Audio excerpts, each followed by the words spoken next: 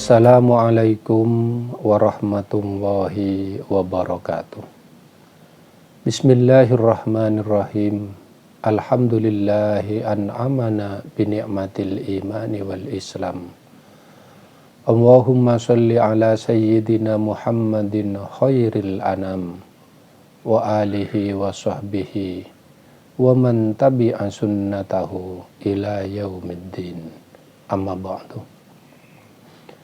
Bapak Ibu pendidik dan tenaga kependidikan SMP Negeri 1 Talango yang saya muliakan, anak-anakku sekalian, siswa-siswi SMP Negeri 1 Talango, kelas 7 sampai dengan kelas 9 peserta kurma kuliah Ramadan di hari keempat tahun 2024 yang saya banggakan, dan pemirsa sekalian yang dimuliakan oleh Allah. Bulan Ramadan menjadi bulan yang mulia bagi kita semua, karena di bulan Ramadan dilipat gandakan segala amal kebajikan, termasuk di antaranya yang begitu disunnahkan dan dilipat gandakan pahala dan ganjarannya adalah bersedekah. Sedekah adalah memberikan sesuatu yang kita miliki kepada orang lain tanpa mengharap imbalan atau balasan kembali, baik harta, tenaga, ilmu, atau yang lainnya. Kullu ma'rufin shadaqatun. Begitu yang disabdakan oleh Rasulullah, yang diriwayatkan oleh Imam Bukhari dan Imam Muslim. Setiap kebaikan itu menjadi sedekah, apapun bentuknya kebaikan itu, apalagi sesuatu yang baik itu dapat membahagiakan orang-orang yang menerima kebaikan itu sendiri. Sedekah sungguh dianjurkan dan disunnahkan, mengingat banyak keistimewaan dan fadilah dari sedekah itu sendiri. Salah satu di antaranya, as-sadaqatu tasuddu sab'ina baban minas su'i au minas syarri. Di dalam hadis yang lain Rasulullah menyampaikan, sebagaimana yang diriwayatkan oleh Imam Tabrani, as-sadaqatu tamna'u sab'ina baban min anwa'il bala'i. Sedekah itu menjadi penolak dari 70 pintu keburukan, kejelekan, atau kejahatan. Yang diriwayatkan oleh Imam Tabrani tadi, bahwa sedekah menjadi penolak dari 70 pintu bala, musibah, dan malapetaka. Sungguh indah, sekali lagi sungguh indah orang-orang yang selalu dan gemar menderma berbagi untuk sesamanya. Maka sedekah itu menjadi sesuatu yang disunnahkan, mengingat dengan sedekah dapat meningkatkan kesolehan sosial kita kepada sesama yang seiman, sesama sewarga negara, atau sesama makhluk Allah, sesama manusia. Maka dari itu, ketika kita akan bersedekah atau berbagi kepada sesama, tentu yang harus kita berikan adalah yang terbaik yang kita punya, bukan sisa atau yang sudah kadaluarsa. Begitu juga yang akan kita berikan atau yang akan kita sedekahkan, kita dermakan kepada orang lain, terlebih yang membutuhkan, adalah sesuatu yang halal, bukan yang haram atau tidak jelas statusnya. Karena sedekah yang berangkat dari sesuatu yang haram itu di akhirat kelak oleh Allah disediakan suatu rumah atau suatu tempat yang bernama Baitul Husni, rumah kesusahan yang diperuntukkan bagi orang-orang yang bersedekah dari barang-barang yang haram. Atau ketika kita tidak punya sesuatu yang akan kita berikan, maka seyogyanya kita memberikan senyum kita kepada sesama. Karena senyum itu juga bagian dari sedekah. Malah dengan senyum dapat membuat orang bahagia yang sedang susah, orang yang sedang sakit atau tertimpa oleh musibah. Di saat kita memberikan sesuatu yang kita punya kepada orang lain, berikanlah dengan tangan kanan kita dengan penuh senyum dan mendoakan kepada si penerima. Semoga Allah memberikan yang lebih baik dari apa yang kita berikan.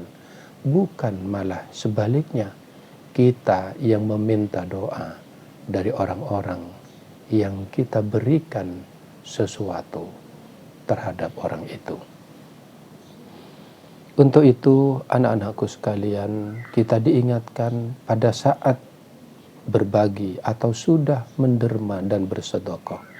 Tolong apa yang sudah kita sedekahkan itu jangan ungkit-ungkit, jangan sebut-sebut kebaikan atau sedekah yang sudah kita perbuat kepada orang lain, terutama manakala sedang tidak baik hubungan antara kita dengan orang yang kita pernah berikan kebaikan itu sendiri. Karena Allah mengingatkan kita dalam surat Al-Baqarah ayat 263, A'udzu billahi minasyaitonir rajim. Qaulun ma'rufun wa maghfiratun khairun min shadaqatin yatba'uha adha wallahu ghaniyyun halim. Perkataan yang baik dan pemberian maaf itu lebih baik bagi penerima dibandingkan dengan sedekah yang diikuti, diiringi dengan menyakiti perasaan si penerima. Allah mengingatkan itu kepada kita agar kita ketika berbagi ikhlaskanlah itu. Jangan pernah ungkit, apalagi minta balasan kembali. Tidak seperti itu yang kita inginkan dalam keseharian ini. Maka anak-anakku sekalian yang saya hormati dan saya muliakan, kepada siapa kita akan berbagi? Tentu berbagi itu, bersedekah itu, ketika kita urut, diberikan kepada orang tua kita terlebih dahulu, sebagai bentuk bakti dan penghargaan kita atas jasa-jasanya, yang tidak akan pernah terbalaskan jasa-jasa itu, walaupun kita memberikan dunia dan seisinya kepada kedua orang tua kita. Berikan kepada pasangan kita, kepada anak-anak kita, sampai kemudian kepada orang-orang yang tidak seagama dengan kita. La turaddul sa'ila walau kafiron, kata Rasulullah. Janganlah kita kemudian menolak orang-orang yang meminta, walau orang-orang itu adalah orang-orang yang kafir atau tidak seagama dengan kita. Hadis ini menandakan kita diperbolehkan memberikan sesuatu yang kita punya kepada orang yang tidak seagama dengan kita. Karena mereka juga menjadi bagian dari makhluk Allah, menjadi sesama manusia bagi kita semua. Setelah kita bersedekah, maka yakinlah akan jaminan dari Rasulullah bahwa mana kosomalun min sodokotin illa bel yasdad. Tidak akan berkurang harta benda atau sesuatu yang kita miliki ketika kita sodokohkan, kecuali bertambah dan semakin bertambah. Walaupun secara kasat mata atau secara matematika nilainya berkurang, tapi Allah akan memberikan balasan yang lebih dari apa yang kita bayangkan. Sungguh indah dan mulia orang-orang yang selalu bersedekah itu sendiri. Untuk itu rugi besar manakala kita tidak mau dan enggan untuk bersedekah.